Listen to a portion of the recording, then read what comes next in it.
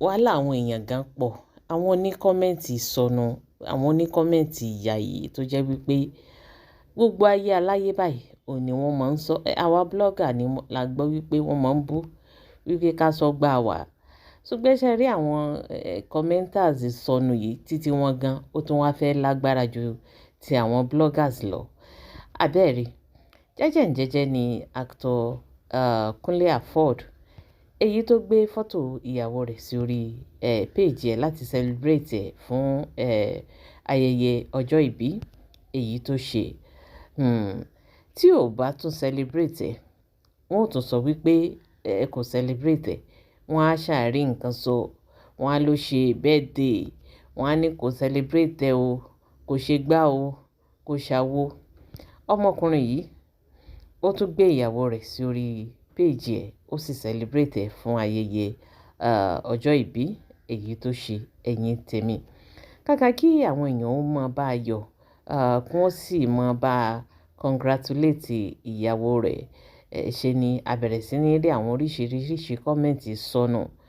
Àwọn kan bí léèrè wípé wọ́n ní nǹkan tó kọ sí abẹ́ fọ́tò ìyàwó rẹ̀, wọ́n ní kò wà romantic tó.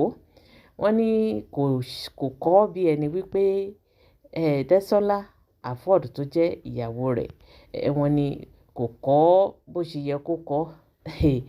Wọ́n ní n tó kọ sí abẹ́ fọ́tò ìyàwó rẹ̀ yìí, wọ́n ní ó ti wà casual jù.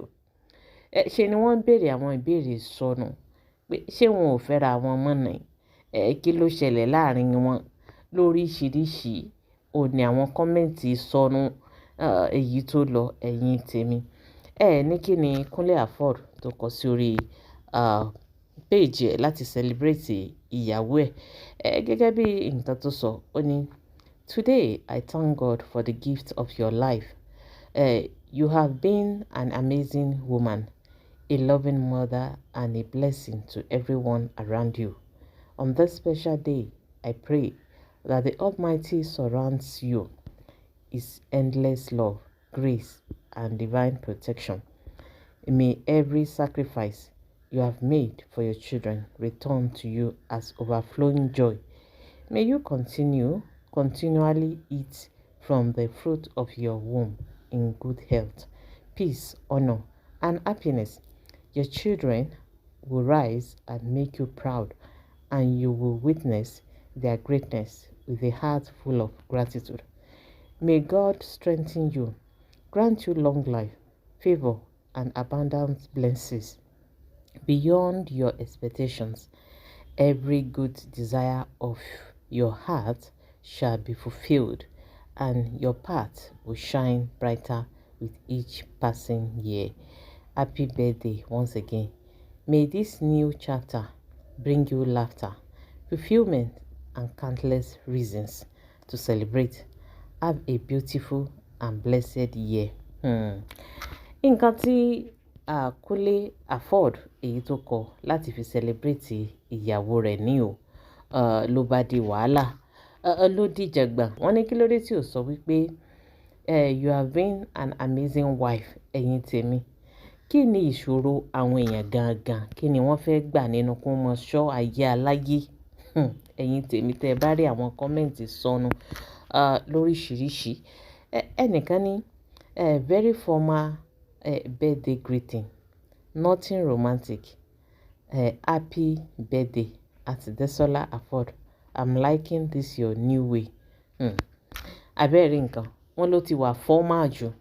Wọ́n ní kò sí nǹkan tó jọ mọ́, wípé wọ́n ní kò wà romantic rárá nínú gbogbo nǹkan tí Kunle Afod èyí tó kọ láti fi celebrate ìyàwó rẹ̀.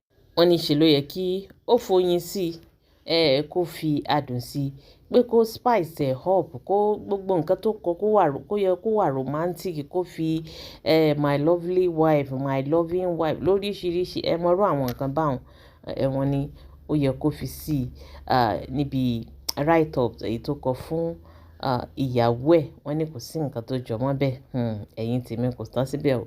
Bẹ́ẹ̀ náà lẹ́nìkan náà, àwọn oníkọ́mẹ̀ǹtì sọnù, àwọn oníkọ́mẹ̀ǹtì wàhálà, àwọn oníkọ́mẹ̀ǹtì ọ̀ràn ló náà kọ́ ló ní sir, one word is missing, lovely wife. Àbí happy birthday to her o. Ẹ dákun, kí ni tó kàn wọ́n? Kí ni wàhálà wọn?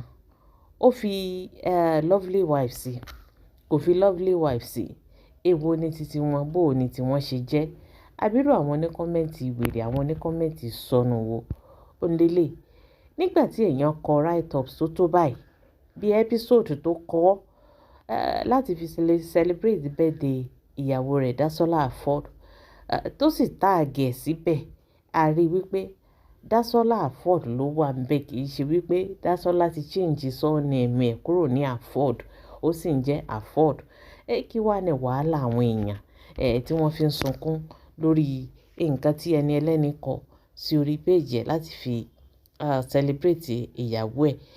Bẹ́ẹ̀ náà lẹ́nìkan ní, I am expecting you to say my sweet wife. Ṣé ẹ tún gbọ́? Where did the love travel to? Àmọ́ wá ṣe nǹkan lọ́wọ́ àwọn èèyàn wa o. Ẹ tún gbọ́ béèrè wèrè tẹ́lẹ̀ ń béèrè ọ̀ràn. Ó ní òun expect ẹ̀. Ṣé ẹ gbọ́ nǹkan tó ní òun expect ẹ̀ kó sọ? Pé òun expect ẹ̀ kó ní my sweet wife. Ṣé tí ò bá ti fi lovely, tí ò ti fi sweet wife sí, in tó kàn kò tí wà romantic tó. Àbáwọn àdúrà tó gbà gan. Ṣé kò tí supersede gbogbo àwọn lovely àti sweet gbogbo tí wọ́n ń sọ yìí? Ṣé ìyẹn òun ló lè jẹ́ káwọn èèyàn believe wípé Kúnlé Afford bóyá ó cherish ẹ̀, bóyá ó love ẹ̀, àbí kíni ká pè é? Ẹ̀yin náà ẹ wò béèrè ọ̀ràn. Ìkan sọ wípé bo ni love lọ.